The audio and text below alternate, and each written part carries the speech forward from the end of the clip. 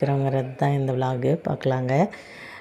கொஞ்சம் வழக்கம் போல் இப்பயும் வந்து செம்பருத்தி பூக்கள் நிறையா இருக்குது, பறிச்சுக்கலாங்க. கடையில் வந்து நம்ம சாமிக்கு வந்து வைக்கிறதுக்கு பூ வாங்குறதே இல்லை. அப்பப்போ ஜாதி மல்லி மல்லிகைப்பூ மட்டும் வாங்கிக்கிறது. அடுத்தது இங்கே பாருங்கள், வந்து பச்சை மிளகா காப்பு முடிஞ்சது உடனே ஃபுல்லாக அப்படியே இலை சுருட்டல் அதிகமாகிடுச்சு. அதனால் அது எல்லாமே வந்து கவாத்து பண்ணி விட்டாங்க.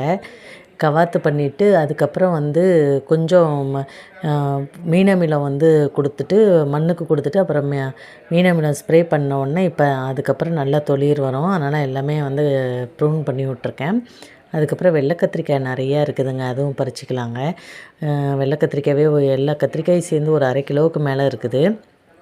அடுத்தது இந்த பர்பிள் கத்திரிக்காய், பர்பிள் லைட்டாக வந்து பச்சை வெள்ளை வரி உள்ள கத்திரிக்காய். ஆனால் இந்த கத்திரிக்காயில் பயங்கரமாக முள் இருக்குதுங்க. பறிக்கிறதுக்குள்ளே நல்லா நம்ம பார்த்து பறிக்கலைன்னா நல்லா ஷார்ப்பாக இருக்குது, குத்திடுது. இது வந்து பார்த்திங்கன்னா பொதுவாக இந்த முள் கத்திரிக்காய் எல்லாமே வந்து பார்த்திங்கன்னா நல்ல டேஸ்ட்டாக இருக்குதுங்க. இன்னொன்று வந்து பார்த்திங்கன்னா நோய் எதிர்ப்பு சக்தி அதிகமாக இருக்குது அப்படின்னு சொல்கிறாங்கங்க. அடுத்து ஒரு பாரிஜாதம் பூத்துருக்குதுங்க, அதுவும் பறிச்சிக்கலாம். பாரிஜாதம் செம்ம ஸ்மெல்லுங்க. நல்லா வந்து அதாவது அதனுடைய ஸ்மெல் எப்படி இருக்குன்னா, சம்மங்கி பூ இருக்கும்ல, வெள்ளை சம்மங்கி, அந்த ஸ்மெல்லு இருக்குதுங்க பாரிஜாதம். அடுத்தது கொஞ்சம் கருப்பு மிளகாய் இருக்குதுங்க, அதுவும் பறிச்சிக்கலாங்க. அடுத்தது ஒரு பச்சை பரங்கிக்காய் இருக்குது, அதுவும் பறித்து எடுத்துக்கலாம்.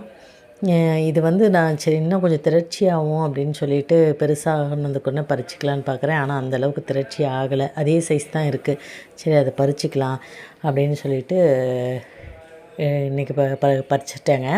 அடுத்தது பீர்க்கங்காய் வந்து நெக்ஸ்ட் டைம் தாங்க, ஏன்னா இன்னும் அந்தளவுக்கு திரட்சி ஆகலை. அதனால் வந்து நெக்ஸ்ட் டைம் பண்ணிக்கலாம். அடுத்தது வந்து பார்த்திங்கன்னா செம்பருத்தி, அப்புறம் கொஞ்சம் செரி டொமேட்டோ நிறையா இருக்குதுங்க.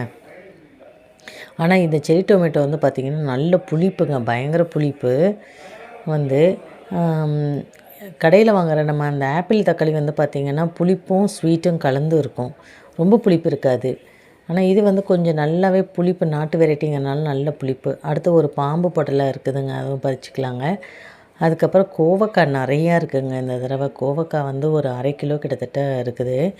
கோவக்காயெல்லாம் என்ன பண்ணேன்னா, எப்பயும் வழக்கம் போல் பொரியல்னு பண்ணாமல் இந்த தடவை என்ன பண்ணேன்னாங்க, கோவக்காயை ஃபுல்லாக 2 பொளந்து கட் பண்ணிவிட்டு 65 பவுட்ரு, சிக்கன் 65 பவுட்ரு இருக்குது இல்லைங்களா, அது போட்டு கலந்து கொஞ்சம் நேரம் ஊற வச்சுட்டு நல்ல கிறிஸ்பியாக, ரொம்ப கிறிஸ்பியாக வேண்டாம், கொஞ்சம் சாஃப்டாகவே இருக்கணும், பஜ்ஜி மாதிரியும் இருக்கணுன்ட்டு பஜ்ஜி போண்டா மிக்ஸ் இருக்குது இல்லைங்களா, அந்த பவுட்ரு மேலே அந்த மாவு கொஞ்சம் கலந்து அப்படியே வந்து எண்ணெய்